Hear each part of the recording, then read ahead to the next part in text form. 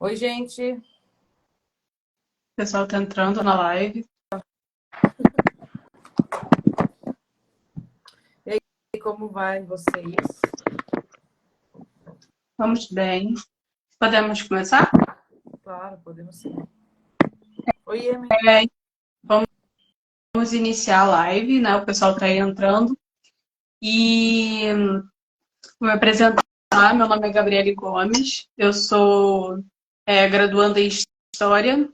Sou bolsista do Educação Descolonizadora e pesquisadora do GEAT CLPq. Essa live que a gente está fazendo tem como objetivo divulgar o nosso e-book, o e-book Seminários de Homofobia, um debate necessário. E para quem quiser acessar o e-book, quem não acessou ainda, vai estar no link da bio, no site da editora. Inclusive, quem não que tiver, por acaso estiver na live não segue ainda a gente no Instagram, depois pode seguir a nossa página. A gente está sempre trazendo conteúdos novos, projetos novos e divulgando aqui nas nossas redes. Esse e-book foi feito a partir de um ciclo de palestras no segundo semestre do ano passado, com várias palestrantes, entre elas a Mariana, que está conosco aqui nessa noite. Seja muito bem-vinda, Mariana. Obrigada. Nós Obrigada. muito a sua presença. E para começar, eu queria que você se apresentasse um pouquinho para quem está assistindo a live e não conhece a sua história, se você pudesse apresentar. Obrigada primeiro pelo convite. Pela segunda vez, né? Na realidade, a gente com outro compromisso. Infelizmente, a gente não conseguiu os dias, mas a gente deu um jeitinho e estamos aí. Quero agradecer sempre. É muito legal ver esse tipo de trabalho também, primeiro. E eu sou a Mária, para quem me segue aqui, me conhece. Eu sou muçulmana, nascida aqui no Brasil, filha de libaneses. E sou comerciante também, tenho uma vida ativa, normal, como todo mundo. E eu tenho esse canal, esse perfil, onde eu falo um pouquinho sobre a minha religião, sobre a minha cultura e desmistificando um pouquinho essa ideia, né, o conceito que as pessoas têm sobre os muçulmanos. Então, a internet ajuda muito nessa questão. E essa sou eu.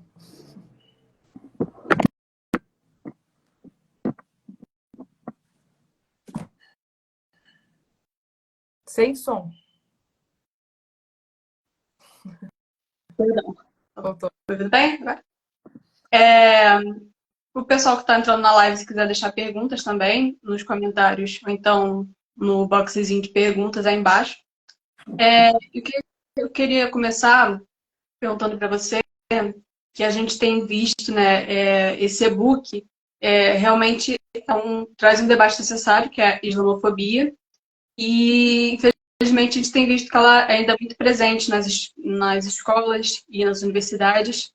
E queria saber qual a sua visão sobre isso, sobre como que tem se dado essa inserção da islamofobia nesses espaços, se isso tem progredido, se isso tem regredido, o que você pensa sobre isso, que pode ser feito sobre essa questão da islamofobia, principalmente nas escolas e nas universidades. Bom, na internet faz mais ou menos uns de 3 a 4 anos. E com isso eu consegui ter bastante visões sobre várias coisas. E entre elas, algumas palestras que eu fiz em escolas e etc. Alguns trabalhos que eu entrego para algumas pessoas que fazem o TCC também, como aqui tem um rapaz aqui. Bastante coisa assim nesse ponto de vista. Então a gente consegue ter uma visão geral, um pouquinho de cada lugar ou de cada idade, né, de faixa etária, sobre como que as pessoas conhecem o Islã, como eles veem o Islã, o que eles escutam sobre a religião. Temos a idade, vamos dizer, tem os adultos, né? A gente tem os adolescentes, então a gente consegue abranger bem essa questão em cima de todas as faixas etárias, vamos dizer. E cada faixa etária é interessante. A faixa etária pré-adolescente ou os adolescentes, para mim, são as mais fáceis, mais tranquilas de lidar. São as que estão entrando ainda nesse mundo, estão conhecendo o mundo, conhecendo novas culturas, novos jeitos de fé, de condutas, etc. E eles entram numa curiosidade, mente aberta, querendo aprender, querendo conhecer, e isso é muito legal. As pessoas que têm uma ideia mais formada da vida, da sociedade, que chega na parte da faculdade, infelizmente, acaba entrando mais nesse debate preconceituoso mesmo, nessa questão do julgamento. Não é a curiosidade de perguntar por que isso ou por que aquilo. Não, vocês fazem isso, vocês fazem aquilo. Os muçulmanos fazem, os muçulmanos, não sei o que lá. Essa fase mais adulta é a fase que a gente mais sofre, né? Claro que as pessoas maduras varia muito de quem tem mais conhecimento, mais estudos, varia muito. Mas a parte que você perguntou das universidades, é claro que com o tempo a tendência é sempre melhorar. As pessoas querem ter mais conhecimento, né? Cultural, independente da crença que você tem, as pessoas querem saber como funciona. Por quê? Porque faz parte da sociedade hoje. O muçulmano, o cristão, o judeu, estão na sociedade. Então, você, como uma pessoa que faz parte da sociedade, tem o mínimo a obrigação de entender como cada cultura funciona dentro do seu país para que você possa lidar, possa se comunicar com aquelas pessoas, né? Então, está melhorando. Não posso dizer que está piorando, mas melhorando no sentido, as pessoas estão com duas opiniões formadas. Ou elas estão abertas para aprender, ou elas não querem saber. Ou elas falam assim, não quero entender, quero aprender. Ou eles falam, não, vocês são assim, vocês estão romantizando, vocês estão maquiando, vocês estão... É dessa forma que eles lidam diretamente com nós muçulmanos. Ou eles acreditam e respeitam, ou eles não querem nem saber. Então, chega a ser um pouco extremista, um pouco essa opinião das pessoas, sabe? Mas assim, eu quero olhar para o lado positivo, eu quero que seja algo positivo, eu quero acreditar que as coisas estão melhorando, eu procuro ver sempre o lado bom das coisas. A gente sabe que crianças e adolescentes não têm o estudo cultural dentro das escolas. E eu sempre que faço palestras em escolas, eu sempre falo, é muito bom se pudessem colocar a cultura de outros países, não necessariamente dos muçulmanos, a cultura de outras crenças, de outras religiões, porque hoje as escolas são laicas, né? Não tem as escolas que são católicas, a gente sabe, né? As escolas religiosas, a gente sabe, mas a maioria das escolas são laicas, né? Então, era importante que sempre as escolas trazessem um pouquinho da cultura de cada país, a cultura de cada religião, para que as crianças crescessem respeitando e entendendo a crença e os costumes dos outros. Sim, essa questão acho que é muito importante a gente falar com os jovens, né? Porque a gente tem costume de dizer que os jovens, né, as crianças são o futuro, quando as crianças e os jovens são agora, né?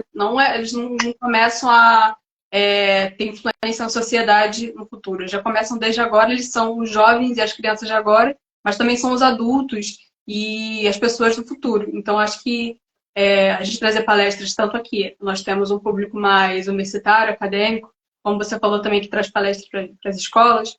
Eu acho que é de extrema importância porque a gente traz esse assunto para debate, né? E as pessoas têm que ter contato com isso, né? Com essa discussão para poder conhecer também.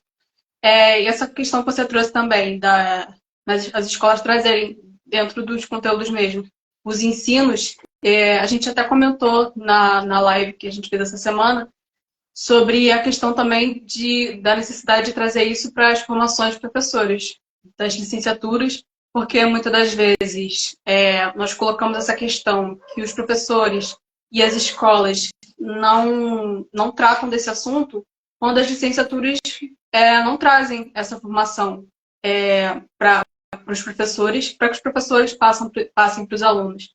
Então, realmente é uma questão que a gente tem que trazer, debater, para que a gente avance cada vez mais nessa questão. Também concordo plenamente. Acho que os professores precisam ter isso para que eles possam passar para os alunos. Mas existem várias formas.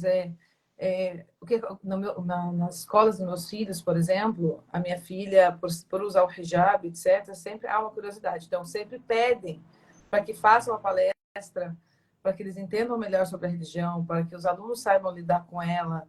ao lidar com meu filho e etc. Então, as escolas também teriam que ter essa iniciativa, se não tem como passar isso para os professores, mas que tragam é, de uma maneira mais didática, vamos dizer, trazer alguém que vive essa cultura.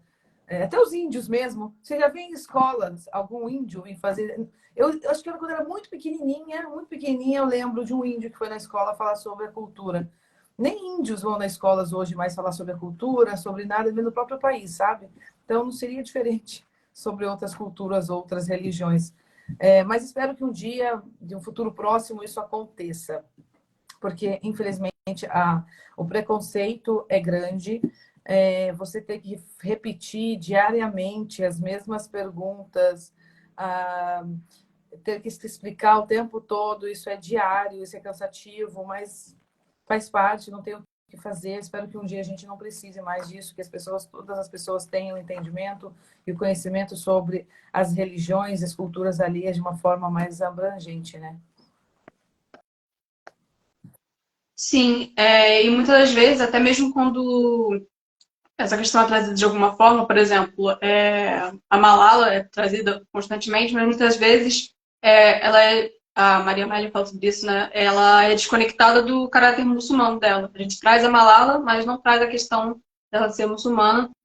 E é uma questão realmente a ser colocada, da gente trazer isso.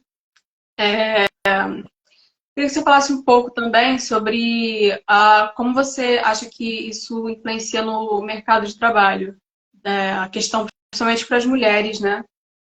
Olha, eu vou falar da minha experiência. Eu, graças a Deus, por um privilégio, nunca precisei trabalhar para ninguém. Eu sempre tive, o meu pai sempre teve o trabalho dele, sempre foi com meu pai, depois que eu casei tive o meu. Então, nessa parte, eu nunca tive uma experiência pessoal. Mas eu sei quanto é difícil o mercado de trabalho para as mulheres muçulmanas num país como o Brasil, que ainda não consegue aceitar culturas, mesmo sendo um dos países que mais tem diversidade cultural religiosa do mundo, é o Brasil. Mas mesmo assim ainda não é fácil aceitar, as pessoas ainda têm preconceito. Se o lojista não tem preconceito, por exemplo, ou o comerciante não tem preconceito, ele tem medo dos clientes terem preconceito. Sabe, se o médico, ou seja, o que for para qual profissão que essa muçulmana vai procurar, às vezes não é nem o proprietário, e sim o medo que o proprietário tem dos clientes ou alguém sentirem um preconceito e evitarem de entrar, evitarem. Mas eu entendo porque eu tenho um comércio. Mesmo eu sendo dona do meu comércio, ainda os clientes entram na minha loja e ainda me criticam dentro da minha própria loja, para você ter uma ideia. Então, eu entendo esse ponto de vista. Só que a culpa não é. Eu não julgo, sinceramente, meu ponto de vista, a minha opinião, eu não julgo o proprietário, não julgo o que vai contratar o funcionário, porque eu entendo o ponto de vista dele. Mas é difícil, não tem muito o que fazer nessas horas. E, infelizmente, muitas muçulmanas acabam tendo que tirar o hijab por causa de trabalho, por necessidade do trabalho. Também não julgo, também não aponto o dedo. Eu falo que no último caso não tem o que fazer. E é triste por causa do preconceito.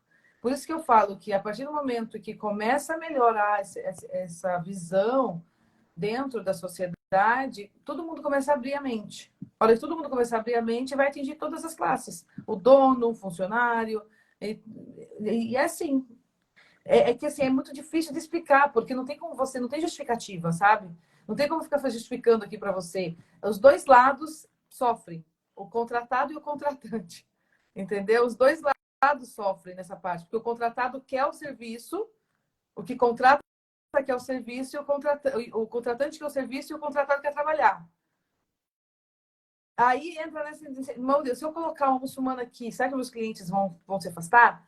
Será que eles vão aceitar bem? Será que isso não vai atrapalhar meu. É complicado. É complicado, sabe?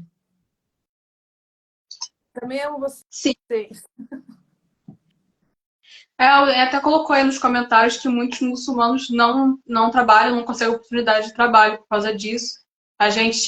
O GEAC fez uma visita em uma mesquita no Rio de Janeiro E o responsável pela mesquita, que conversou com a gente, também trouxe essa questão, que algumas muçulmanas na comunidade deles da mesquita tiveram esse problema, que eram mães solos e que tinham que sustentar uma família e que tinham que fazer uma escolha. Porque eles não eram bem aceitas quando chegavam com o hijab e que muitas das vezes isso não vinha explícito, né? Eles não chegam e falam, não vou te contratar por causa do seu hijab, por causa da sua religião. Infelizmente. É uma coisa velada, né? Que você vê, mas que muitas vezes as pessoas conseguem observar que é por causa disso. E traz muito essa questão do medo, né? A gente está no dia 15 hoje, mas segunda-feira foi 11 de setembro. E o setembro também acho que trouxe muito essa questão do preconceito, né? Foi um ponto, acho que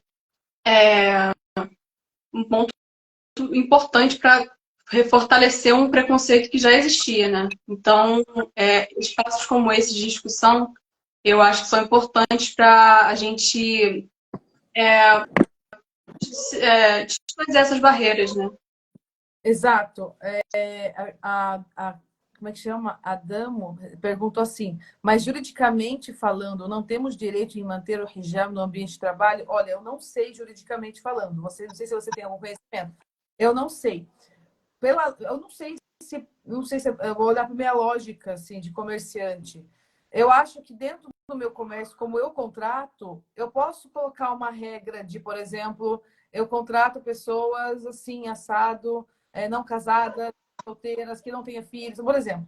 Eu acho que eu posso colocar isso como pontuar dentro do meu trabalho. Não sei juridicamente falando se o contratante pode dizer para você, não te contrato por causa do seu hijab. Eu acho que ele entra numa questão, mas se ele falar isso, vai parecer que ele está sendo preconceituoso, entendeu? É muito complicado. Não sei. Não sei se alguém sabe algo assim, eu não sei. Eu acredito que se enquadre na questão de intolerância religiosa. Então. Se a pessoa. E foi uma questão que ele trouxe também, assim, o responsável da mesquita que conversou com a gente. Que muitas das vezes você também, como muitas das vezes você não é colocado de forma explícita, você não tem como provar que foi uma intolerância, que a pessoa te tratou ou fez algo por causa disso. Não tem como provar. A jurisdição não permite. Não permite o quê? Então, eu não tenho muita ideia sobre isso, então eu não vou responder uma coisa que eu não tenho certeza. Não sei, não sei. Mas não é fácil, é muito difícil. Eu estou em contato com conhecidos que querem trabalhar, que não conseguem emprego por causa do uso do hijab. E pra você ter uma ideia, nem lá, por exemplo, na região aqui do Brasil, no Brás, que tem muitos árabes, elas têm facilidade para achar emprego. Não pense que é só com os comerciantes ou com os contratantes brasileiros. Mesmo os árabes muçulmanos têm esse receio de contratar muçulmanas, sabe? Então não é fácil mesmo. Não tem muito o que fazer além dela tentar e tentar e tentar. E por último, se ela não conseguir, infelizmente ela acaba tomando um caminho que ela não queria tomar, que às vezes é tirar o hijab por causa disso. Entendeu? Então precisava existir, eu acho que dentro da comunidade mesmo, eu acho que seria uma ótima solução a própria comunidade, as próprias mesquitas terem uma campanha, não sei se chama algum espaço onde eles garantem ou tentam colocar essas mulheres, né, dentro da, claro, cada um na sua região, tentem colocar as mulheres no mercado de trabalho. Eu acho que seria uma coisa muito interessante dentro das, eu não sei como usar a palavra, desses lugares que tem tipo a Naja, por exemplo, que é uma associação de questões jurídicas muçulmanas, tal, abrir uma sessão só para poder ajudar essas mulheres que querem trabalhar, querem entrar no mercado de trabalho, mas não queriam deixar de usar o hijab. Acho que isso facilitaria muito a vida delas. De alguma forma, elas estariam ali contratadas, eles tentando ajudar ela de alguma forma para que ela não precise tirar o hijab, por exemplo, para poder se sustentar, sabe? É muito complicado. É muito complicado. Mas faz parte. Faz parte. Nada na vida é fácil, né? São escolhas e aí vai. Não sei. É muito complicado. Eu acho isso muito complicado. É que se eu pudesse abrir uma associação, lembrei a palavra que eu queria usar, Se eu pudesse abrir uma associação para contratar tudo quanto é muçulmana, colocar ela em listinha, procurar emprego, eu faria isso. Então, se tivesse uma associação dentro das comunidades muçulmanas, islâmicas, de cada cidade, por exemplo, de São Paulo, Foz do Iguaçu, Rio de Janeiro, nessas cidades maiores, que elas fizessem uma associação com o nome das muçulmanas que usam hijab, para que elas pudessem ajudar elas a encontrar esse emprego. Eu acho que isso não é impossível, acho que é uma coisa que dava para ser feita, não é algo difícil. Aham. Eu acho que tudo isso volta na questão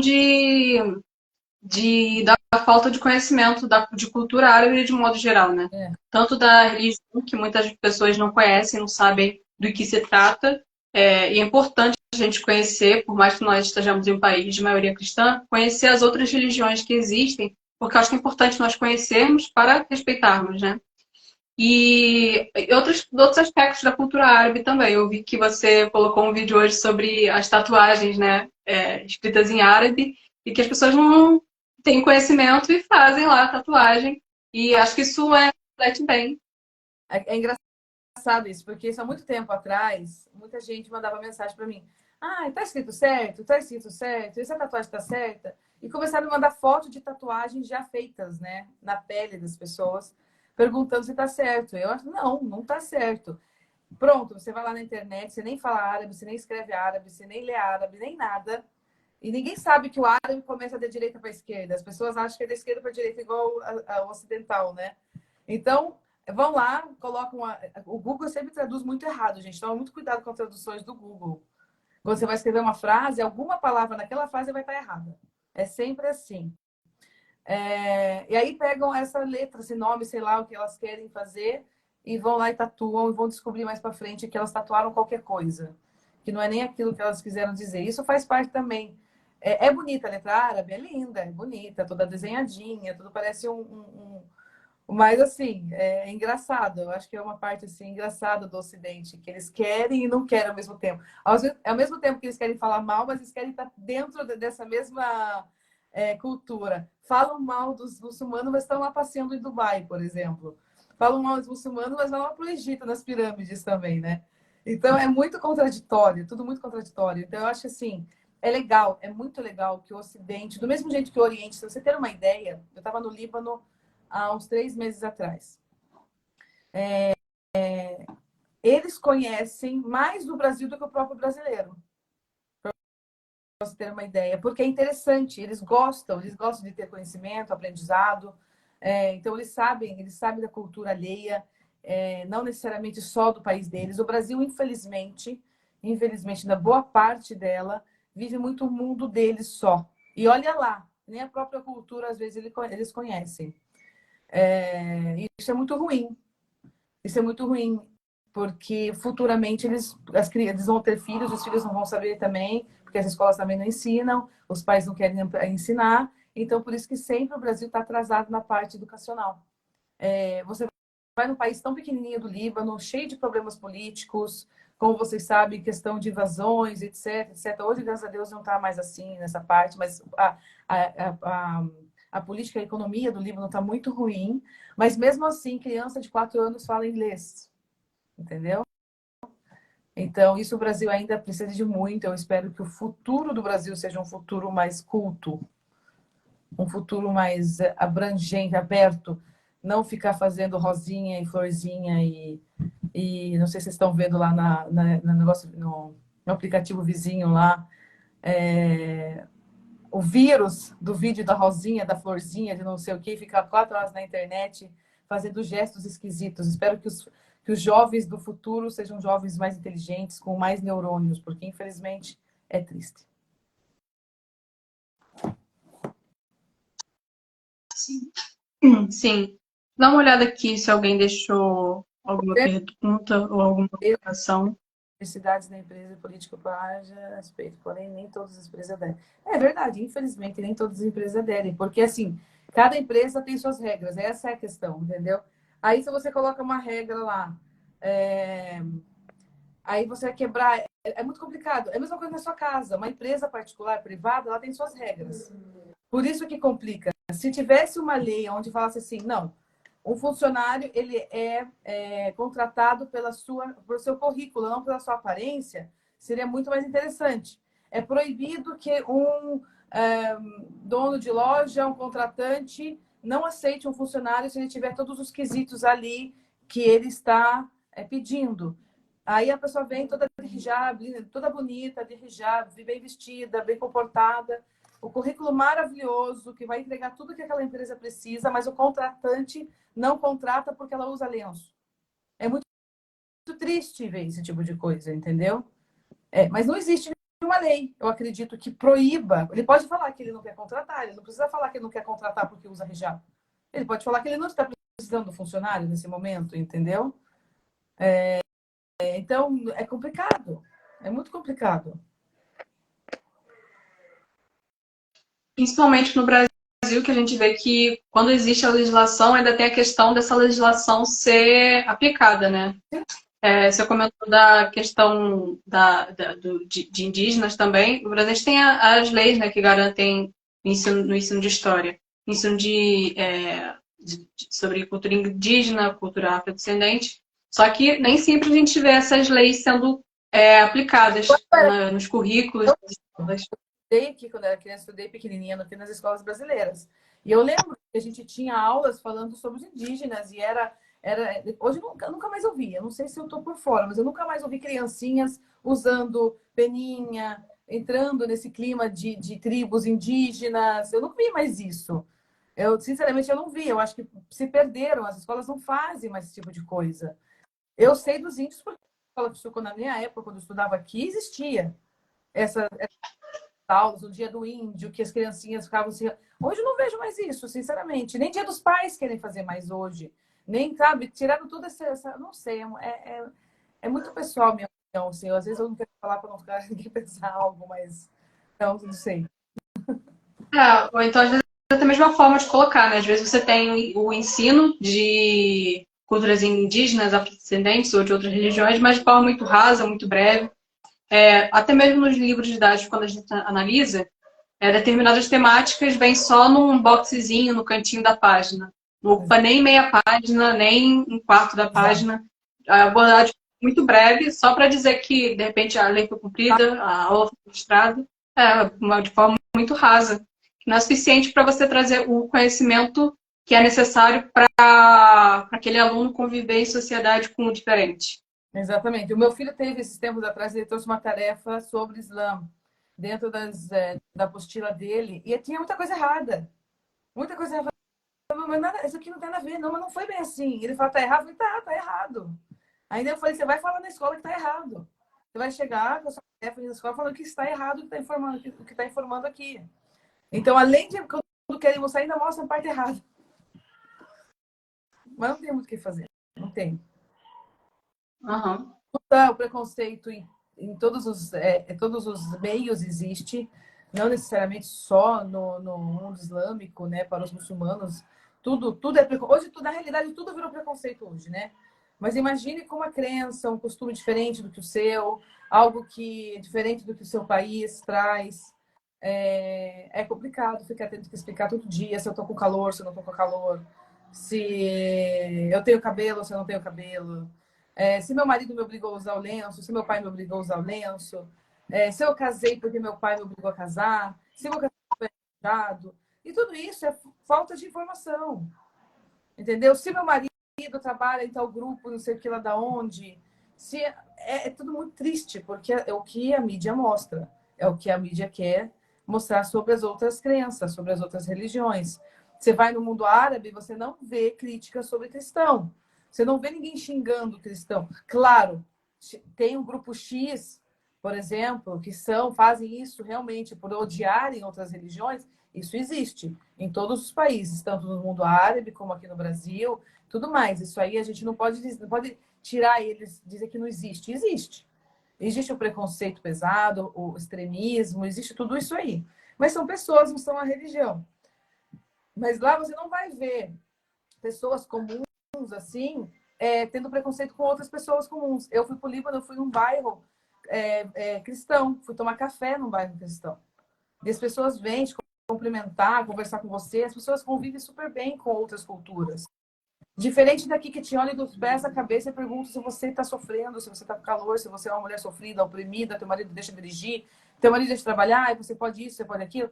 Por quê? Porque não querem se informar, eles querem só ver aquilo que viram na internet e pronto. Quando vê uma muçulmana, é uma muçulmana oprimida, pega um assunto de uma situação X que aconteceu num país tal e vão falar que todas as muçulmanas são assim. Todas as muçulmanas sofrem desse jeito.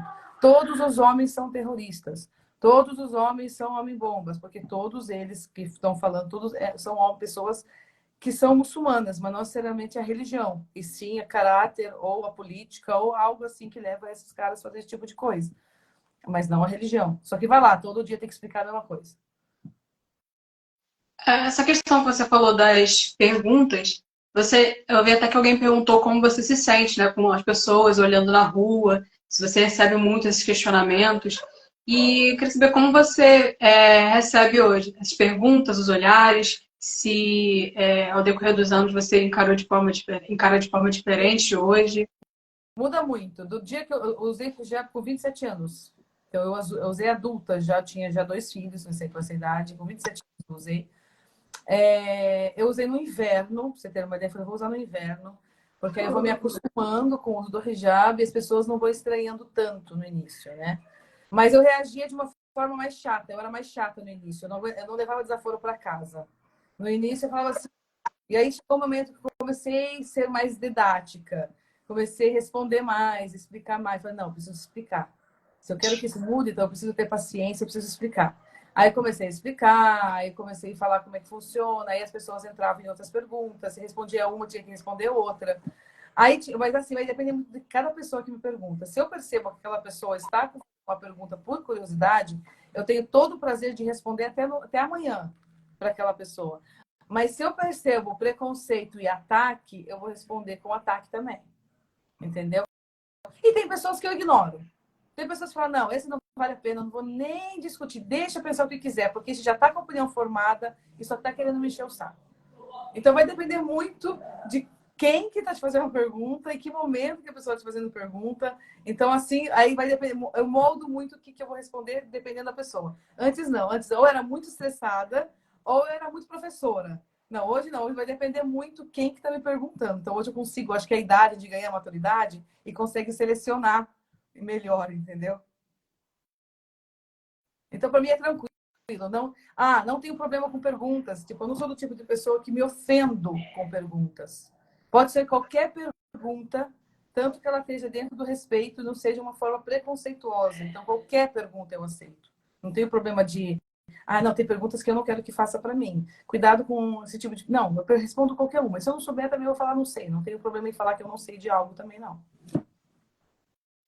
Acho que é importante também, porque atender porque as pessoas, a gente vê o interesse tão pequeno às vezes das pessoas em conhecer, quando as pessoas demonstram interesse, né? Até essa questão que a gente falou das escolas não abordarem ou não abordarem, ou não abordam ou quando abordam de uma maneira muito rasa, superficial, isso também demonstra que não é interessante para eles trazer essa questão, né? Não há um interesse em colocar essa questão. E uh, é uma religião que traz questões tão ricas, né? A gente estava, nessa visita que a gente fez à mesquita, o rapaz que conversou com a gente, ele estava explicando, falando sobre que durante as 5 orações diárias, a necessidade de fazer uma lavagem parcial do corpo. E que há anos atrás, quando a gente não tinha hábitos de higiene tão avançados e tão com corriqueiros como hoje, como foi importante, né, a religião trazer essa necessidade e a gente não trata dessas questões nas escolas. Não. A questão da higiene não é só por. Assim, é que muitas pessoas falam, por que precisamos se higienizar antes de tal coisa? A higiene, ela não abrange só a questão de fé, de você estar sempre pura, purificada, limpa, poder orar para Deus, não é isso. É saúde também. O Islã é uma religião que é um código, é uma conduta, é um código de vida, né? A gente fala. Então a gente segue nossos hábitos, costumes, nosso comportamento, tudo envolve a parte religiosa. Então, a conduta. Você ir ao banheiro é uma forma, uma conduta correta. Você precisa ir no banheiro da forma correta. Então, você precisa se limpar, se higienizar da forma correta. Não é apenas entrar no banheiro, usar o papel lá e acabou de sair do banheiro como se nada tivesse acontecido. Não. Você estava soltando coisas ruins do seu corpo. Então, você precisa se higienizar da forma correta, porque aquilo pode trazer doença. Então, você tá com água e deixar o papel só para secar é uma forma de higiene para sua saúde também.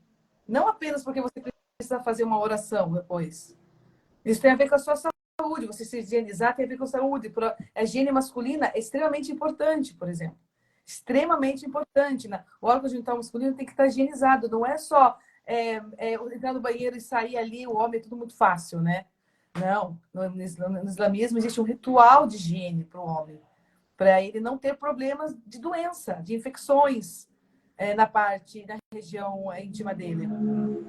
Então, existe todo um processo de higiene também. E a oração, claro, que para você ficar diante de Deus, para você pedir algo a Deus, você precisa também ter um respeito, né? Uma conduta correta. Então, você está higienizada, limpa, e isso faz com que a gente aprenda a ter disciplina. Tudo isso ajuda na disciplina do ser humano, você se purificar, você ter um horário para você fazer oração. Você não pode fazer oração aleatória? Lógico que pode, mas existe uma regra também, onde você se disciplina nos horários para que você lembre sempre da existência de Deus, porque isso faz com que o muçulmano evite também de cometer erros. Quando você está sempre em lembrança da existência de Deus, você evita muitas vezes de cometer erro, você pensa no errado. Não é vão fazer as coisas sem consequências, sabe? Então isso ajuda muito o muçulmano a estar sempre mais espiritualizado. Então tudo é um conjunto, sabe? Sim. Por isso que realmente esse e-book, quando a gente traz esse debate à tona, ajuda a gente a desmistificar algumas coisas, né? Até mesmo a questão das mulheres que acabam sendo mais diretamente afetadas. Nessa visita, o responsável também estava falando com a gente que o Islã incentiva as mulheres a buscarem o conhecimento, a busca do conhecimento, tanto acadêmico quanto religioso, né? Realmente uma questão. O Islã, ele trouxe muitos direitos à mulher. Por incrível que as pessoas achem, que por incrível que pareça, segundo o Ocidente, o Islã é a religião que mais dá direito à mulher, em vários questionamentos, a partir do nascimento até a maternidade dela, sabe? Tem todo por exemplo, a mulher muçulmana, ela tem direito do dote, por exemplo. Muita gente acha assim, mas o que é esse dote? Por que está comprando a mulher? Mas o que é isso? Não, é um direito da mulher, o dote, ou chamado em árabe o mahr, né? Que o marido precisa oferecer à esposa assim que ele pede ela em casamento. E esse dote tem que ser dado diretamente para a mulher, diferente do que as pessoas acham que é entregue para os pais da mulher, né? Mas não, esse dote, ele é direito da mulher. E não pode ser, de forma alguma, se mexer com esse dinheiro, né? Tomar posse desse dinheiro se não for por permissão dessa mulher. Então, nem o pai, nem o irmão, nem o marido, nem ninguém. E ela pode reivindicar esse dote a qualquer momento da vida, não necessariamente só quando ela se separar. A mulher muçulmana não tem obrigação nenhuma de amamentar. Ela não tem obrigação nem de limpar a casa, para vocês terem uma ideia. A mulher muçulmana, ela faz tudo isso por livre, espontânea vontade. A mulher muçulmana, se ela trabalhar, o dinheiro é dela. O marido não pode tomar 1 centavo dela se ela não quiser. O dinheiro do trabalho, o salário é dela. Porque a obrigação dentro da religião islâmica, como na cristã também, eu acredito que na judia também, o provedor é o homem. A obrigação de cuidar, de alimentar, de sustentar a casa e a família dele é do marido e não da mulher. Então, se a mulher optar por trabalhar, o salário é dela. Se ela quiser ajudar com o salário dela, ela ajuda porque ela quer, não porque ela é obrigada a fazer isso. Existe N de direito, o direito da separação. A mulher pode se separar a qualquer momento se ela não está feliz no casamento. Dentro da relação íntima deles, não existe, não, ele tem que satisfazer a mulher dele. Existe um monte. A mulher, durante o período menstrual, ela não tem obrigatoriedade de fazer a oração, porque o sangue é impuro e, nesse momento, a mulher ela não é obrigada a orar. No jejum, a mulher menstruada também não faz o jejum, porque nesse momento é um momento delicado, é um momento que ela está frágil também. que se ela estiver grávida, ela não faz. Existem N direitos da mulher muçulmana dentro da religião. Muitos. Aliás, até direitos, não só direitos assim dentro da parte de adoração e tal, de comportamento religioso, de doutrina religiosa, mas dentro da sociedade mesmo. Então, ela tem muitos direitos, coisas que as pessoas não têm ideia. Por quê? Porque a mídia e o jornal e tudo isso que a gente vê só mostra o lado ruim de um governo, por exemplo, o lado ruim de um homem agressivo, o lado ruim de um país onde oprime as mulheres e tal, e queria abranger falar que os muçulmanos são assim. A religião islâmica, a lei dela é assim, é assada, entendeu? Muitas perguntas vêm para mim assim, mas você acha justo a mulher, o adultério, a mulher ser apedrejada? Você acha que isso é certo, esse tipo de lei, tipo de não sei o que lá? Primeiro, essa lei nem existe, ela nem é usada mais hoje em dia. E segundo, para ela ser aplicada naquela época, precisava ter 4 testemunhas oculares. E isso vale para o homem e para a mulher, não necessariamente só para a mulher adúltera, o homem também. Precisava ter 4 testemunhas oculares. E como que vai ter 4 testemunhas oculares? Quando você vai cometer o adultério, você vai cometer na praça pública? Não. Então isso é quase impossível. Praticamente impossível de ser aplicado esse tipo de lei.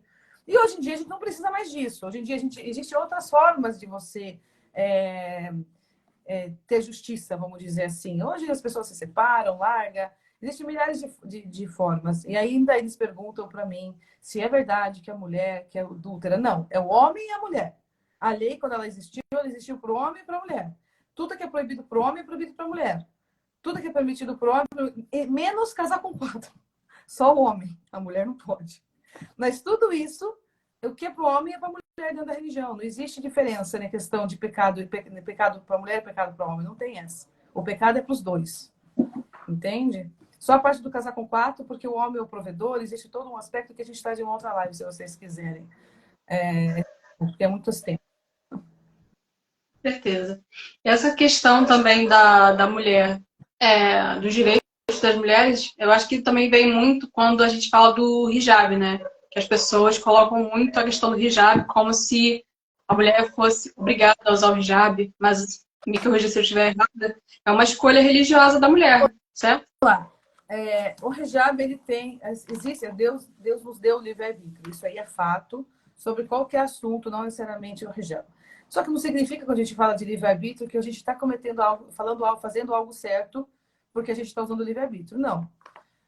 O hijab, ele é uma vestimenta obrigatória na religião.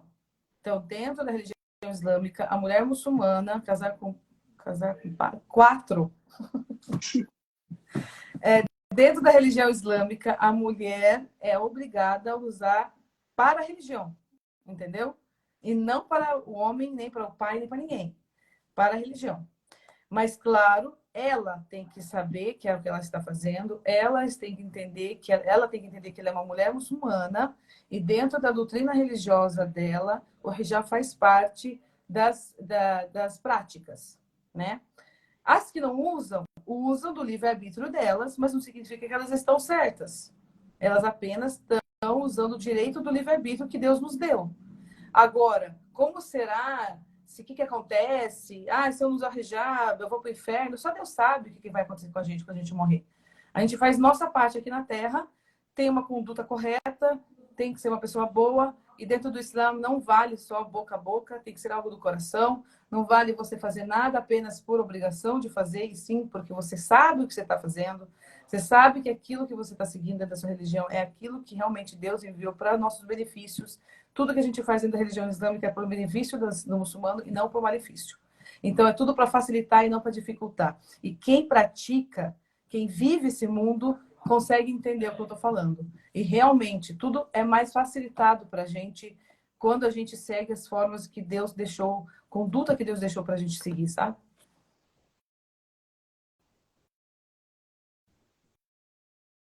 Tá sem áudio. Ligou agora. Sim, vou ver, tô olhando aqui se alguém fez mais alguma colocação, alguma pergunta. Dá uma olhadinha aqui nos comentários da live.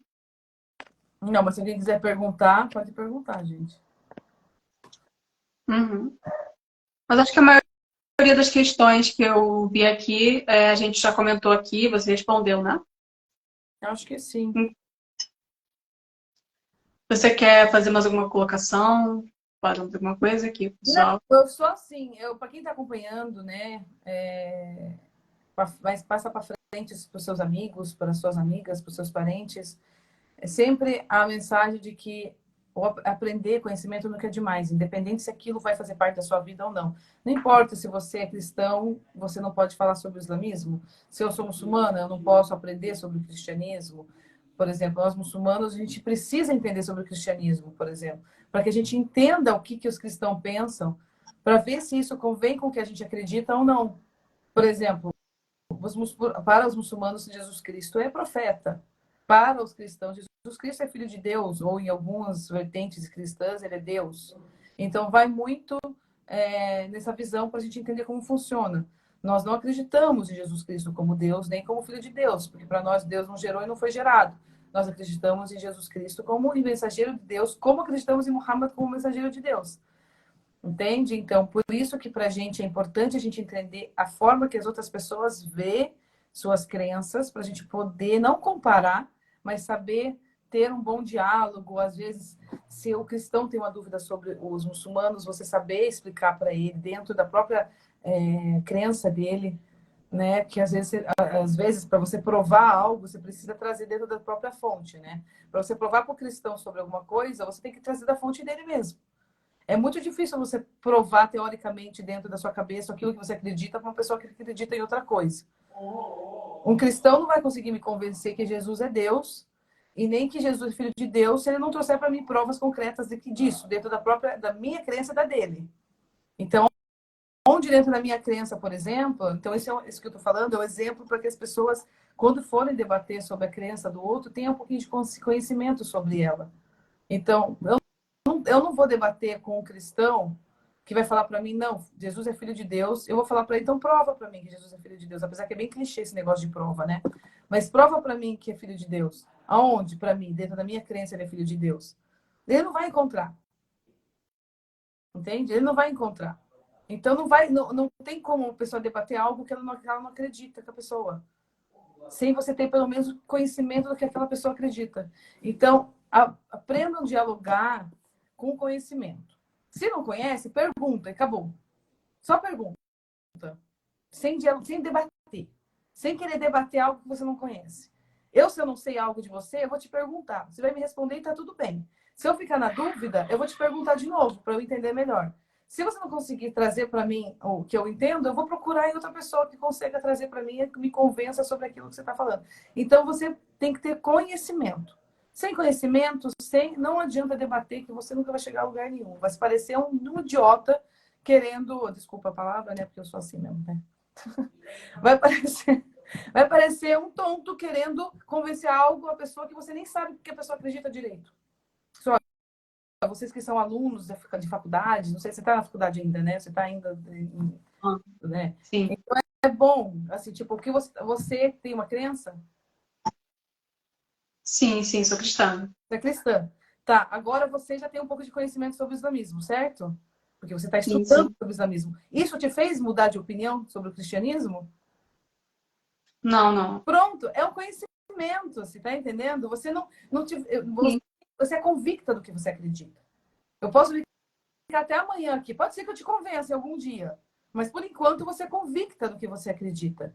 Isso não vai mudar sua mente, isso não vai fazer você deixar de ser cristã porque você está debatendo com uma muçulmana.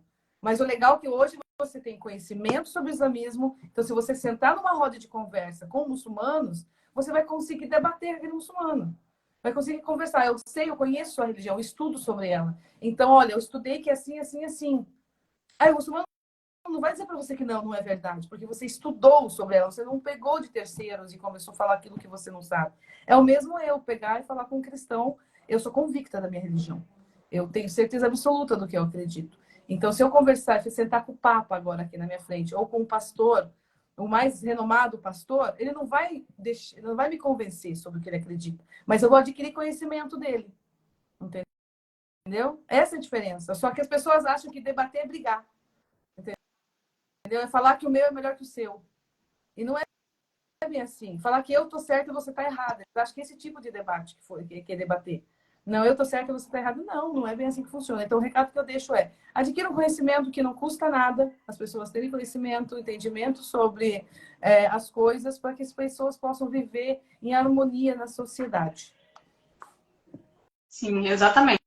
É muito importante a questão do conhecimento para nós respeitarmos, para nós não ficarmos repassando informações que não procedem. E acho que realmente é muito importante espaços como esse, o e-book e as palestras que nós fizemos, foram justamente com esse objetivo de passar conhecimento, de trazer esse debate à tona, para que as pessoas realmente tenham a oportunidade de conhecer. Para quem tem interesse, tem a oportunidade de conhecer. E até mesmo que aqueles que hoje não têm interesse, nós trazemos essa necessidade de conhecer outras culturas, outras religiões. Então, eu acho um debate muito importante nós trazemos para cá. Então, se ninguém tiver mais nenhuma pergunta, eu acho que a gente vai encerrar a live por aqui. Pode ser? Pode? O tempo é seu. Eu queria muito agradecer a sua presença, a sua disponibilidade para estar aqui com a gente, tanto na live que a gente fez para a produção do e-book, tanto com essa live daqui de agora. Muito obrigada. E Eu que agradeço. é isso, gente. Quem não acessou o e-book ainda, novamente, está no link da bio, no site da editora. Então, quem não acessou ainda, quem não seguiu ainda a nossa página, quem não seguiu ainda também, Mariana, palestrante, pode seguir também. E é isso, uma boa noite a todos. Obrigada. Tchau, tchau, gente.